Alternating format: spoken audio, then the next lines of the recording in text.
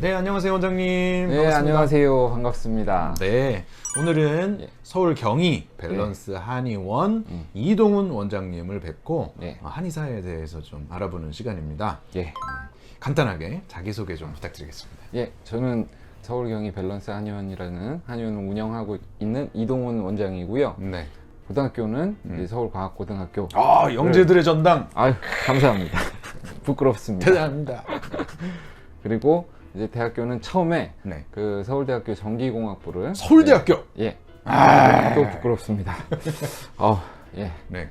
이제 그렇게 졸업을 하고 뭐 어떤 일을 계기로 이제 그 경희대학교 한의대 다시 이제 수능을 보고 들어가서 한의사 일을 하고 있습니다. 그럼 한의학과는 예. 6년 공부하고 예. 더 공부하는 과정도 또 있습니다. 있군요. 예.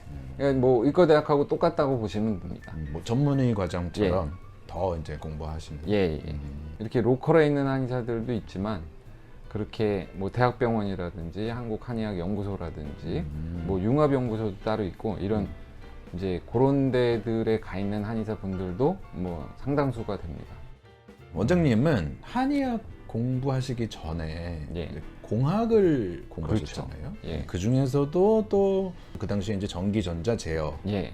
학부 공부를 하셨는데요. 이런 점이 뭐 지금 직업 분야를 해나가시는 데 있어서 뭐 어떤 영향을 줬다 이런 게 있을까요?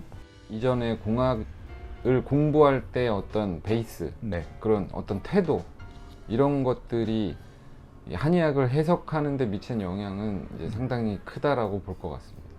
그러니까 인터넷이 저희 대학생 때 처음 보급이 되기 시작했거든요. 인터넷이. 그러시군요. 맹자 이런 걸 외운단 말이에요. 예과 1학년 처음 들어가면. 맹자요? 예, 맹자. 한의학이라는 걸 현재에 사는 사람들한테 언어로 바꿔줄 때 이제 그런 점에서 많이 도움이 됐다라고 할 수 있겠죠.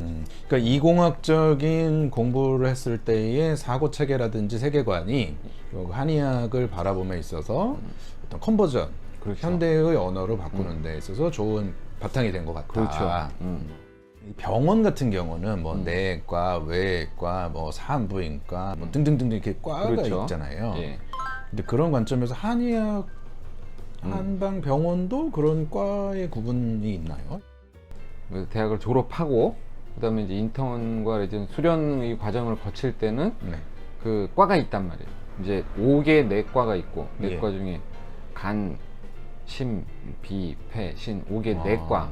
그다음에 뭐 피부과, 안, 이비인후과 그래서 이제 이쪽 과. 네.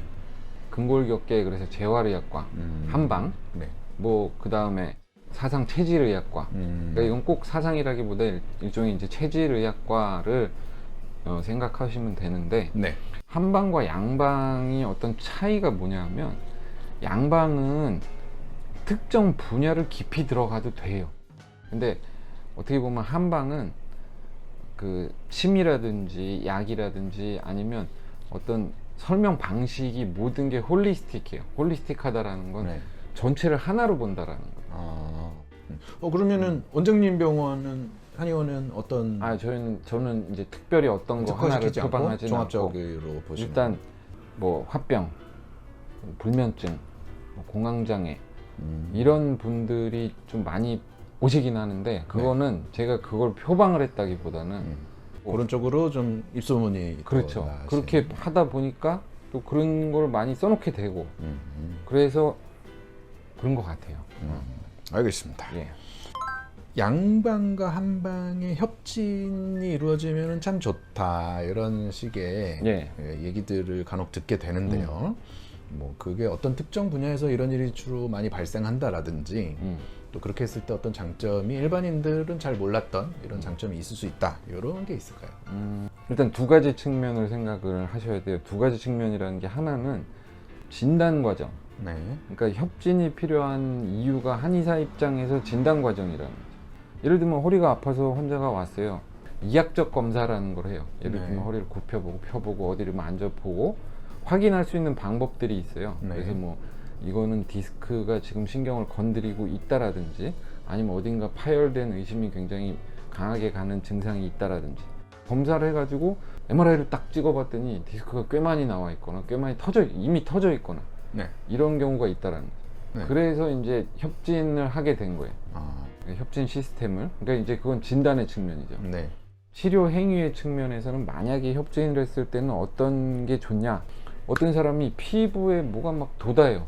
그러면 그럴 때 스테로이드를 쓰면 일단 가라앉아요. 근데 중요한 거는 그 피부에 뭐가 부딪힌 적도 없고 피부가 너무 건조한 것도 아니고 환경의 문제도 아니고 긁힌 것도 아니고 쉽게 말하면 피부가 가려워야 될 원인이 없다라는 거죠. 피부 자체에는. 네. 그래서 어떤 협진 과정에서 저 사람이 지금 당장 저걸 안 가라앉혀 주면 긁어서 계속 장벽을 손상을 시키는 거예요. 그러면 치료고 뭐고 간에 일단 악화가 돼요. 네. 그러니까 일단 스테로이드라든지 어떤 연고라든지 이런 것들로 가라앉혀 놓고 양방에서 쓰는 진단 기술과 다른 방식으로 진단을 해서 그렇게 해서 그 부위로 순환을 시킬 수 있는 방법을 네. 찾는단 말이에요. 그게 이제 그런 방법들을 이미 가지고 있다라는 거예요. 그런 점에서 네. 둘이 같이 둘의 치료법을 다 쓸 수 있다 그러면 틀림없이 유리하고 편해요. 이제 그런 거를 하는 게 뭐 이제 암 수술 후 네. 또는 이제 암 중에서도 좀 말기암 또는 암 때문에 내 몸이 굉장히 쇠약해져서 자꾸 다른 증상이 생겨. 네. 이제 이럴 때 수술이 됐건 뭐가 됐건 일단 지금 현재 암은 가라앉혔어요. 이거는 한약으로 하는 게 아니죠. 양방으로 하는 거예요. 네.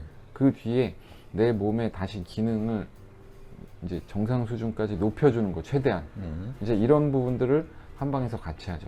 그래서 그런 거는 일종의 이제 협진 병원들을 만들어서 이제 하고 있죠.